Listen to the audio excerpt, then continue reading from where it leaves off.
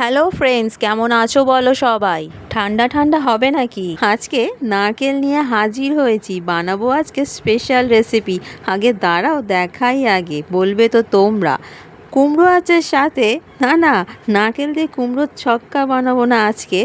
তোমরা দেখো ভালো করে, বানাবো আজকে স্পেশাল ডেজার্ট, তৈরি হবে পাকা কুমড়ো দিয়ে। লাগবে তোমাদেরই ভালো, আমি করব টেস্ট। তাহলে চলে এসো তাড়াতাড়ি, সময় নেই হাতে। নিয়েছি একটা পাকা কুমড়ো 500 গ্রাম মেপে। খোসা দেবো ছাড়িয়ে, পরিষ্কার করে ধুয়ে রাখবো আগে। টুকরো টুকরো করে পিস করে কেটে নেব, গ্রেটারে গ্রেট করে নেব পরে। ছোট ছোট পিস করে কেটে নিয়েছি আগে, এখন কুমড়ো গ্রেট করে নেব ভালো করে। তোমরা যদি চাও মিক্সারে পেস্ট করে নেবে, জল দেবে না, তাতে দুধ দিয়ে ভালো করে পেস্ট করে নেবে, স্মুথ হয়ে যাবে পরে। আমার হয়ে গেছে কাজ, দেখাই তোমাদেরকে এসে গ্রেটেড কুমড়ো। কিছু ইনগ্রেডিয়েন্টস নিয়েছি সাথে, দেখাই তোমাদেরকে। এক টুকরো ব্রেড নিয়েছি, দুধে দেব ভিজিয়ে, সফট হয়ে যাবে পরে মিক্সারে পেস্ট করে রাখবো আলাদা করে। আজকে বানাবো পাকা কুমড়ো বা লাল কুমড়ো দিয়ে পুডিং।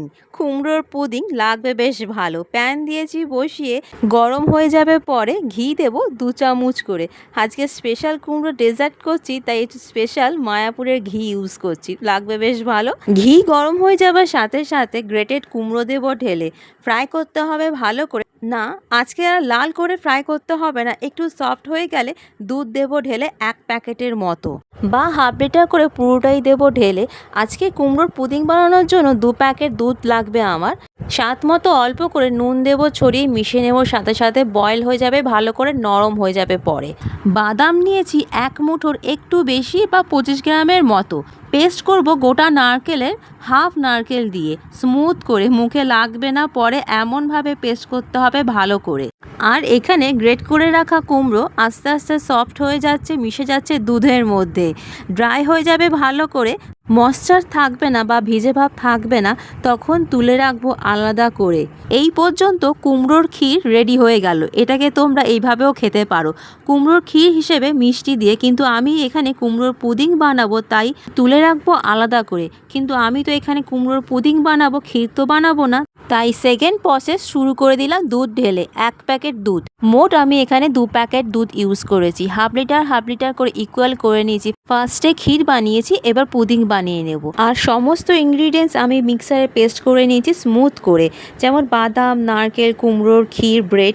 এইবার আস্তে আস্তে দুধের মধ্যে মিশিয়ে দেব, লাম্পস যেন না হয়ে যায় বা দলা দলা না পাকিয়ে যায়। অল্প অল্প করে মেশাতে থাকবো আর সমানভাবে নাড়তে থাকবো। দুধ থেকে দেখতে পারবে না, তাই সামনে নিয়ে এলাম। এবার ভালো করে তোমাদের দেখাচ্ছি। মিষ্টি দেবো মিশিয়ে 4 চামচ করে। আমি একটু কম মিষ্টি খাই, তাই অল্প করে চিনি দিলাম, তোমরা 150 গ্রাম করে চিনি দিও, ভালো লাগবে। এইবার দেবো মিশিয়ে ক্ষীর কুমড়োর পেস্ট, ঢেলে দেবো একসাথে, আস্তে আস্তে নেড়ে ছেড়ে মিশিয়ে নেব, সাথে সাথে গলে যাবে পুরো। এইবার দেবো ঢেলে পেস্ট করে রাখা ব্রেড, সমানভাবে নাড়তে থাকবো, ঘন হয়ে যাবে পরে, পুডিংয়ের মতো দেখতে হবে।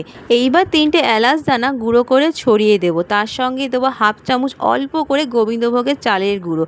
একটু ঘন হয়ে আসবে তাড়াতাড়ি করে, নামাবার আগে দেবো 1 চামচ ঘি মিশিয়ে। তোমরা যদি কেউ গোলাপ জল পছন্দ করো, তাহলে 1 চামচ গোলাপ জল দেবে মিশিয়ে। ফুটে উঠবে ভালো করে, গাঢ় আর ঘন হয়ে গেলে তৈরি হয়ে গেল পাকা কুমড়োর পুডিং। আর ওপর দিয়ে ছড়িয়ে দিচ্ছি কাজু, কিশমিশ, চেরি, লেগেছে বেশ দারুণ। তার আগে বলে রাখি, গরম গরম পুডিং খাবে না, ঠান্ডা করে খাবে ফ্রিজে রেখে, একদম পুরো আইসক্রিমের মতো লাগবে। 1 চামচ খেয়ে দেখি, তারপর তো বলি, একদম পুরো স্মুথ হয়ে গেছে, মুখের মধ্যে মিশে যাচ্ছে, কেউ ধরতেই পারবে না এটা পাকা কুমড়োর পুডিং। লাগছে বেশ ভালো। তোমরা খাবে কবে? বানিয়ে দেখো, লাগবে তোমাদের ভালো, কমেন্ট করে জানিও।